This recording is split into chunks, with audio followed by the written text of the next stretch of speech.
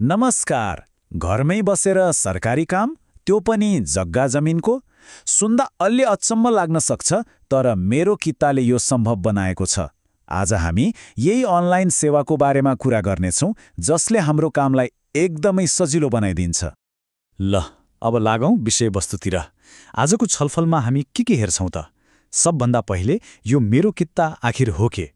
अनि यसका लागि के कागजात चाहिन्छ, निवेदन दिने तरिका कस्तो छ, निवेदनको हालखबर कसरी थाहा पाउने र काम सकिएपछि के हुन्छ, यी सबै कुरा एक एक गर्दै हेर्नेछौँ। ल, हाम्रो पहिलो प्रश्न नै यही हो।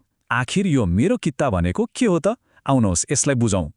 सोझो भाषामा भन्नुपर्दा मेरो कित्ता भनेको नापी विभागले बनाएको एउटा अनलाइन चौतारी हो, जहाँबाट घरमै बसी आफ्नो जग्गाको नक्सा, प्लट रजिस्टर जस्ता महत्त्वपूर्ण कागजपत्रहरूका लागि अनुरोध गर्न सकिन्छ। मतलब अब घण्टौं लाइन बस्ने झन्झटबाट मुक्ति। यो सरकारी सेवालाई सबैको पहुँचमा पुर्याउने एउटा राम्रो प्रयास हो। ल, यो सेवा त गजब लाग्यो। अब प्रयोग गर्न के चाहिन्छ त? निवेदन भर्नु अघि केही तयारी त पक्कै गर्नुपर्छ हैन? आउनुहोस् त्यही बारे कुरा गरौँ। अब चाहिने कुराहरू धेरै छैनन्, एकदमै सजिला छन्। तर एउटा कुरा के याद राख्नुपर्छ भने यहाँ साना कुरामा पनि ध्यान दिनु एकदमै जरुरी हुन्छ। सानो गल्तीले पनि प्रक्रिया रोकिन सक्छ। मुख्यतः दुईवटा कुरा तयार पार्नुपर्छ। पहिलो, जग्गाधनी प्रमाण पूर्जा मतलब लाल पूर्जा, र दोस्रो जग्गाधनीको नागरिकता। यी दुवैको सफा प्रष्टसँग पढ्न मिल्ने स्क्यान कपी चाहियो। अनि अर्को महत्त्वपूर्ण कुरा, फाइलको साइज 1 MB भन्दा ठुलो हुनु हुँदैन है। ल, कागजात पनि तयार भयो। अब पालो आयो सबैभन्दा मुख्य कामको, अनलाइन फर्म भर्ने। यो कसरी गर्ने त? आउनुहोस् एक चरण हेर्दै जाउँ। फारमको पहिलो भागमा हामीले आफूलाई कस्तो सेवा चाहिएको हो त्यसको जानकारी भर्नुपर्छ। यहाँ 3वटा कुरा छान्नुपर्ने हुन्छ। सबैभन्दा पहिले कुन नापी कार्यालयबाट सेवा लिने हो त्यो छान्नुहोस्। त्यसपछि आफ्नो स्थानीय तह मतलब नगरपालिका वा गाउँपालिका, र अन्त्यमा सेवाको प्रकार, नक्सा प्रिन्ट गर्ने हो कि जग्गा छुट्याउने वा रेखाङ्कन गर्ने हो त्यो छान्नु पर्यो।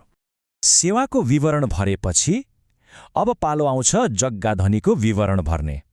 यहाँ जग्गादानीको पूरा नाम, थर अनि सम्पर्कको लागि मोबाइल नम्बर भर्नुपर्छ। त्यसपछि नागरिकता नम्बर, कहिले र कुन जिल्लाबाट जारी भएको हो त्यो पनि भर्नु पर्यो।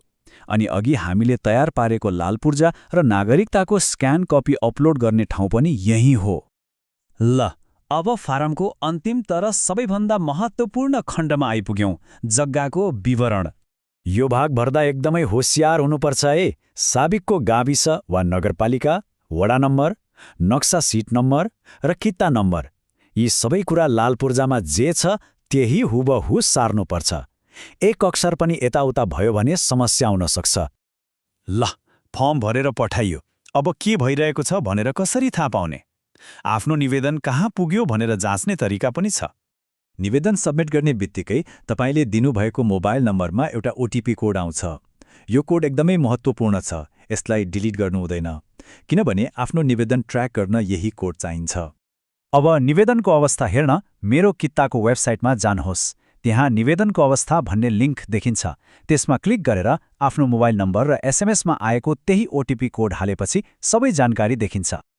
ल, अब सबै प्रक्रिया पूरा भयो। कार्यालयले पनि काम सक्यो। त्यसपछि के हुन्छ त? यहाँ दुईवटा फरक अवस्थाहरू हुन सक्छन्। तपाईले कुन सेवा माग्नु भएको हो त्यसमा भर पर्छ। हो, यहाँ दुईटा कुरा बुझ्नुपर्छ। यदि नक्सा प्रिन्टको लागि अनुरोध गर्नुभएको हो भने मोबाइलमा एउटा SMS आउँछ। त्यसमा नक्सा डाउनलोड गर्ने लिङ्क हुन्छ। तर याद राख्नुहोस्, त्यो लिङ्कले 7 दिनसम्म मात्र काम गर्छ। अनि यदि रेखाङ्कनको लागि निवेदन दिनुभएको हो भने अर्को SMS आउँछ, जसमा फिल्डमा आउने दिन र समय मिलाउनको लागि जानकारी हुन्छ। त्यसैले दोस्रो SMS को प्रतीक्षा गर्नुपर्छ। मेरो कित्ता जस्ता सेवाहरूले पक्कै पनि एउटा ठूलो सङ्केत दिइरहेका छन्। यसले एउटा महत्त्वपूर्ण प्रश्न पनि खडा गर्छ कि नेपालको सरकारी सेवा प्रणाली साँच्चै डिजिटल हुँदैछ त? यो प्रणालीले त त्यही दिशामा एउटा बलियो पाइला चालेको देखाउँछ। भविष्यमा यस्ता अरू धेरै सेवाहरू आउने आशा गर्न सकिन्छ।